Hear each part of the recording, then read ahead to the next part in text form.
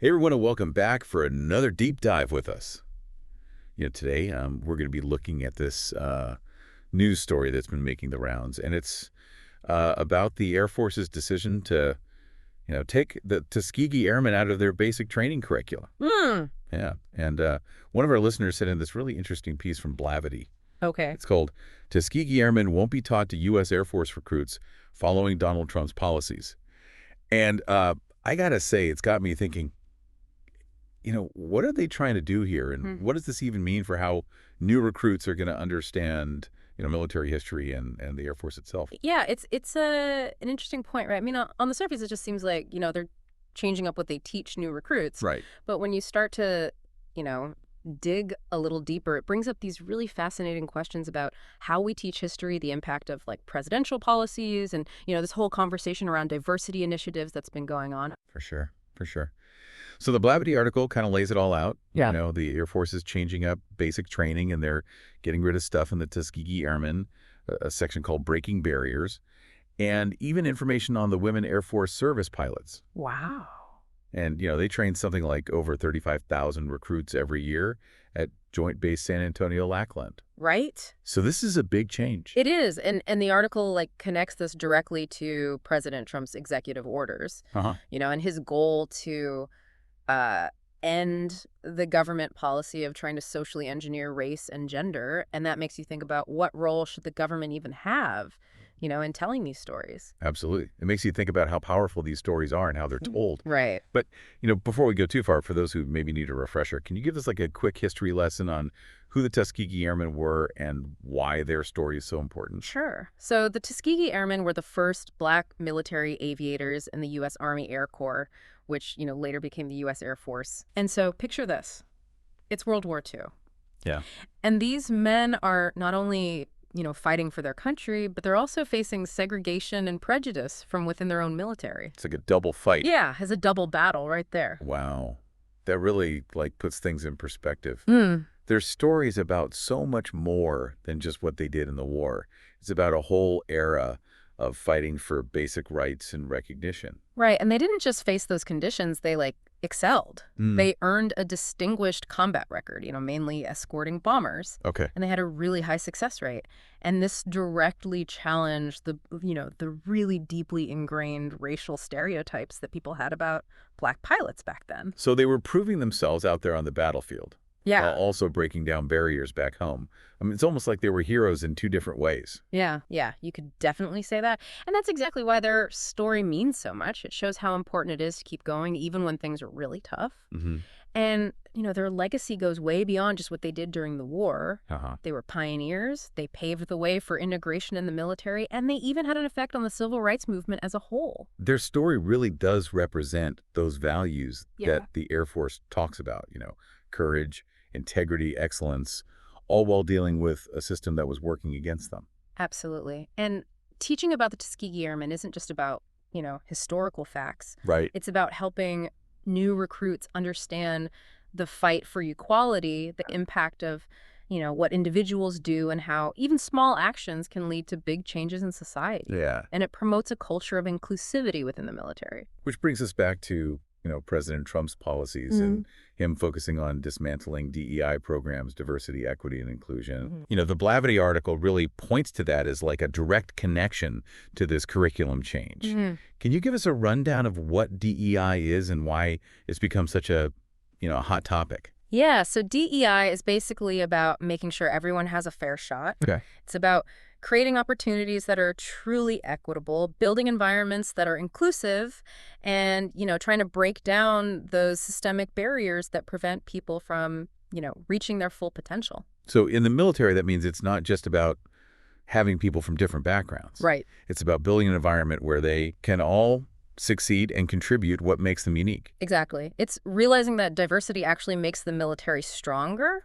Having a bunch of different perspectives, experiences, backgrounds, it leads to better decisions and a more effective fighting force, and one that actually reflects the society that it's there to protect. But, as the article points out, there are different opinions out there. Some people see DEI as essential for progress and creating a fairer system, while others see it as the government like overstepping its boundaries. This social engineering that the article mentions, it's like there's this back and forth between these two ways of looking at it. Right, and it's a really important tension to recognize. So, the Air Force has had all sorts of DEI programs and policies like mentoring initiatives, recruitment strategies that focus on underrepresented communities, even like creating more inclusive training materials. Wow. All of that is directly connected to the bigger DEI goals, but how people see those initiatives and how well they work, well, that's another conversation entirely. So taking out the Tuskegee Airmen material, it's not just happening out of nowhere. Right. It's part of this bigger change in how the Air Force is approaching these ideas. But what does that really mean for the recruits themselves? That is the question, isn't it? When you think about it, this training shapes how thousands of recruits each year understand military history and values. Yeah. So it makes you wonder, how will this change what they think? How will it affect their views on diversity, inclusion, and what it even means to serve in the Air Force? And how does it reflect on the Air Force's own understanding of its history and values? Well, these are some seriously big questions to think about. They are. And before we keep going, let's just take a minute to really process all of this. Yeah, just take a moment and think about what we've talked about so far. What really stands out to you? What questions are you asking yourself?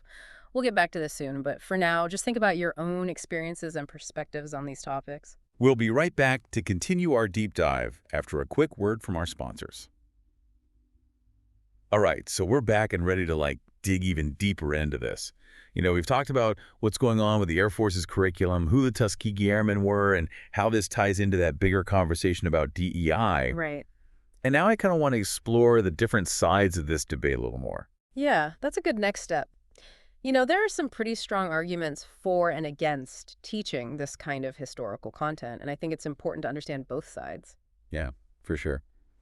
So we've touched on, some of the reasons why teaching stories like the Tuskegee Airmen is seen as valuable. Sure. It's about understanding that fight for equality, Mm-hmm. recognizing the contributions of groups that have been marginalized and trying to build a more inclusive culture. Mm. But what else is there? What else makes this side of the argument strong? Well, if you think about it from the recruit's point of view, learning about these historical injustices can help them see how far we've come, but also how far we still have to go. Right. It's about understanding where we are today and how we got here. It's like that saying, those who cannot remember the past are condemned to repeat it. Exactly. But in this case, it's more like those who don't understand the past can't really build a better future. Yeah, totally.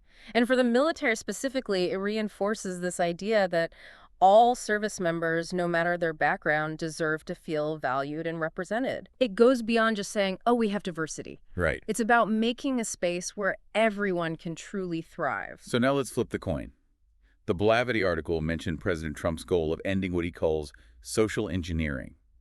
Is that the main argument against teaching this content? Yeah, that's a big one for some people. Okay. There's this belief that DEI initiatives, especially the ones that talk about past injustices, are a form of indoctrination, or they're pushing for political correctness too much. So instead of seeing it as presenting facts and context, they see it as pushing a certain agenda. Yeah, exactly.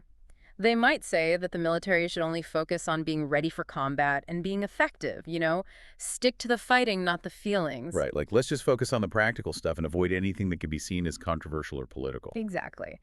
There's also this worry that focusing on past wrongs actually divides people instead of bringing them together. The idea is that it could make some groups feel resentful or guilty, and that could hurt morale and unity. So they're trying to avoid sensitive topics. Right. But could that actually backfire? It might. History isn't always pretty. Yeah. It's got good and bad wins and losses. Trying to clean it up or avoid the tough parts doesn't make them go away. And doesn't it also stop us from learning from those mistakes so we don't repeat them? Exactly. Understanding how past injustices affect us today is important for everyone, the military and society as a whole. It's not about dwelling on the negative, though. It's about using history to help us grow and move forward. I guess a lot depends on how history is taught. Yeah. If it's done in a thoughtful and objective way, it can be really powerful. Absolutely. The key is showing a balanced perspective that lets recruits think critically about the material and form their own opinions. That makes sense. If you're trying to encourage critical thinking, just telling one side of the story wouldn't be very effective. No, it wouldn't. It's about getting them to think for themselves, question things, and consider different viewpoints. That's how you build a force that's informed and engaged. Now, the Blavity article focuses on the Tuskegee Airmen, But it also mentions they're removing other stuff like that breaking barriers section and the documentary on the women Air Force service pilots. It seems like there's a bigger pattern here. That's a good point. It does seem like the Air Force is changing how it looks at history and diversity. And it raises some big questions. What message does this send to people who might want to join the Air Force, especially those from groups that haven't always been represented? If they see these stories being ignored or removed, are they really going to feel welcome and valued? Yeah, and will they see themselves reflected in the Air Force's story? And on an even bigger scale, what could this mean for recruitment and retention? Right. Could this actually discourage talented people from diverse backgrounds from joining up?